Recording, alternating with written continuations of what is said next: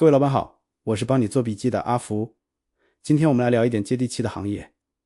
在马来西亚，种植业那就是初恋级别的存在。你阿公一定会摸着你的头说：阿仔，买股要买有地的，老实挖土，种树才是王道。但是2026年的今天，我要先给你泼一盆冷水。我们先假设买种植股这个点子现在可能不再百试百灵了。先别急着骂我，听完我的分析。第一，劳动力成本像 KL 的房价一样回不去了。第二，印度和中国这两个干爹都开始嫌弃了。第三，即便 CPU 站稳4200令吉，种植业公司的股价还是像吃了死猫一样动都不动。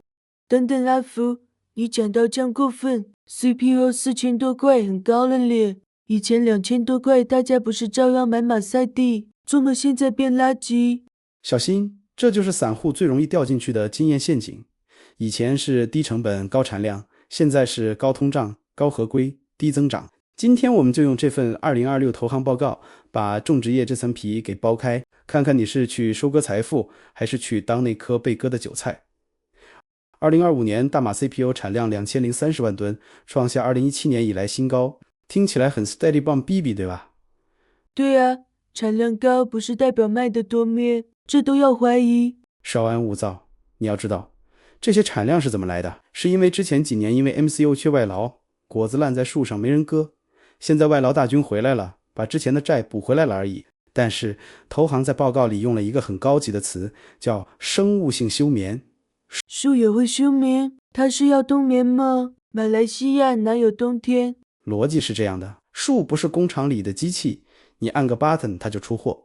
2025年树拼命生果，就像你连续加了1个月班，下个月你肯定想拿假去曼谷躺平。树也是一样，2026年初他们要进入休息期，再加上气象局预测2026年初会有轻微的拉尼娜现象，虽然不会像2021年那种把吉隆坡变成水上乐园的大水灾，但是只要雨水一多，收割机进不去，收割进度就会慢。这就解释了为什么会出现预测偏差。投行比较乐观，预测产量微涨 1%， 但是官方机构 MPOB 大马棕油局那帮老江湖更谨慎，他们预估2026年可能会减产 2.4% 到 3.8%。 等等，一个讲涨，一个讲跌，那如果真的减产，物以稀为贵，价格不是应该飞上去了？逻辑是这样，没错，但必须要有一个前提，你的仓库是要空的。现在的问题是，我们的仓库是满的。截至2025年底，大马棕榈油库存飙到了305万吨，同比飙升 78.5%， 这是6年来的新高。这就好比你是卖 Nasi Lemak 的，你今天减产煮少了2锅饭，但是你厨房里还有昨天剩下的1000包没卖完，你会涨价吗？你不敢涨啊。所以如果你指望2026年靠产量大爆发或者缺货恐慌来带飞股价，我劝你枕头垫高啦。现在的基本面是供应过剩，而且是那种吃太饱走不动的过剩。现在我们来讲点高科技的，连种植业也要搞数字化了。MPOB 强制整合了 SMSGO 沙卫和 IMSPO 进一个大系统，这其实就是在搞棕油界的买色家的啦。哈，种个树还要用到焖洗抓头软。以前只要你是种油棕的，果子砍下来，罗里一来再走就换钱。以后不行了，如果你的果子没有在系统里注册精确的 GPS 定位，证明你的地不是非法开垦的森林，你的果子连工厂的大门都进不去，更别想卖给欧盟那帮环保主义者。对于像 SD、Gosri、IOI 这种大财团，他们早就砸了几千万去做数字化，这笔钱他们付得起。但是对于那些小园主、小型种植公司，这笔数字化的成本是巨大的，这就是我在财报里看到的护城河。所以如果你手上的种植股是那种连网站都10年没更新的，你要小心了。它可能不是输在棕油价，而是输在没身份证。讲棕油不讲印尼，就像吃纳西雷马克不给38没灵魂。印尼现在在玩一个很大的游戏， B45 生物柴油。简单说，就是印尼政府要求在柴油里掺 45% 的棕油，这就意味着印尼国内要吃掉更多棕油。按理说国际市场供应少了，那油棕价格应该起。是啊，供需法则吗？小心，你怎么跟阿娇一样太傻太天真？我们要看穿这个政策烟雾弹。第一，印尼的库存也是爆满的，就算他们搞 B45， 他们消耗掉的可能只是过剩的那部分库存。第二， B45 不是说搞就搞的，这涉及到巨大的补贴成本，如果油价太高，印尼政府未必赔得起这个钱。之前他们说要搞 B50 的，后来 U-turn 变去 B45 了。更重要的是，印尼现在的种植效率越来越高，他们的产量和收成率都在提升，这意味着印尼正在用效率对抗消耗。所以不要把大马种植股的命运压注在印尼人会不会真的烧掉那么多油上，那是赌博，不是投资。现在我们来看谁在买我们的油，这一段你要听仔细，因为这里全是钱的味道。首先是大马棕油的头号粉丝印度阿内，以前印度人爱买棕油只有一个原因，便宜。当棕油比大豆油便宜很多的时候，那个价差就是我们的护城河。但是现在这个价差缩水了 55%。 如果不明白，我举个例子，这就像以前去路边摊吃一碗面只要5令吉，去餐馆吃20令吉，你就天天去路边摊。现在路边摊涨到15令吉了，你会想，哇老哎，我多加几块钱去餐馆吹冷气还有帅哥美女看，我干嘛在路边流汗？印度现在对大马 CPO 进口税定在 16.5%， 精炼油 35.75%。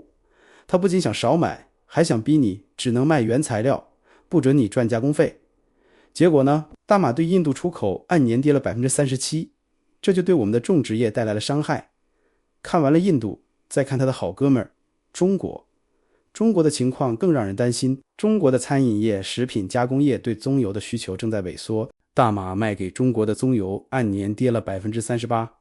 虽然中国的 GDP 还在涨，但老百姓的消费心态很保守，通缩压力还在，再加上中国国内的大豆油和菜籽油供应非常充足。如果你是中国炼油厂的老板，看到棕油价格这么硬，而国内消费又不景气，你会大规模补货吗？肯定不会吗？所以2026年两位大客户都在减肥，我们这些卖棕油的真的不是一个大肥年了。讲了这么多坏消息，是不是觉得 Plantation 没救了？错了，投行虽然给了 neutral， 但点名了几家公司，比如 SD Guthrie。 为什么是它呢？第一，看负债率， SDG 的负债率只有 0.19 倍，在行业不景气的时候，谁欠钱少谁就是王。这就像在油站打油，别人都在找零钱，你直接掏出一张黑卡卖笑笑，旁边的安体都会是你的小迷妹。低负债意味着他有能力派股息，甚至在别人撑不住的时候去收购别人的地皮。第二，看单产效率，它的产量和出油率都比同行高，大概 10%。 这是什么概念？这就像大家都开 Grab SD Guthrie 开的是改装过的 Tesla， 同样跑1公里，它的成本比你低，赚的比你多，这就是管理层溢价。第三，看树龄结构，如果你看中的公司树龄平均已经25岁了，相当于人类60岁，又没钱翻种，那不管油价涨到5000令吉，它也没果子给你。 SDG 这类公司一直在做翻种，它的树正处于壮年期，所以这个2026年不是看谁涨得快，是看谁更符合欧盟的规则，以及谁的口袋更深。这里的分享没有买卖建议，请自行研究。最后来聊聊大家最关心的价格。投行预测2026年 CPO 平均价格在4200令吉左右，比2025年稍微跌 2% 而已。2026年上半年可能会硬一点，在4000令吉到4500令吉之间。很多老股民会讲4200令吉很高了咯，以前2500令吉我们都能活。老板，时代变了，现在的肥料由于俄乌战争导致的钾肥成本、最低薪金制导致的人工成本全都涨到飞起。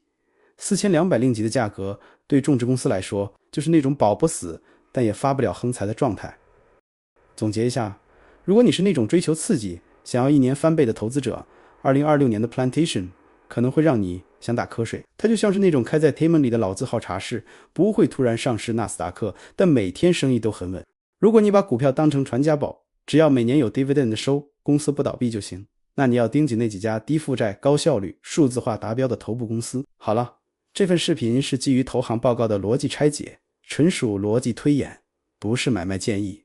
在股市里，冷静才是保命真理。你必须订阅，因为下一集我们要聊聊那个号称派息 90% 的板块 REIT。 在 OPR 没什么变动的情况下，商场里的冷气到底能不能吹出钱来？记得点赞和分享给那个还在守着种植谷库的朋友。我们下集见，拜。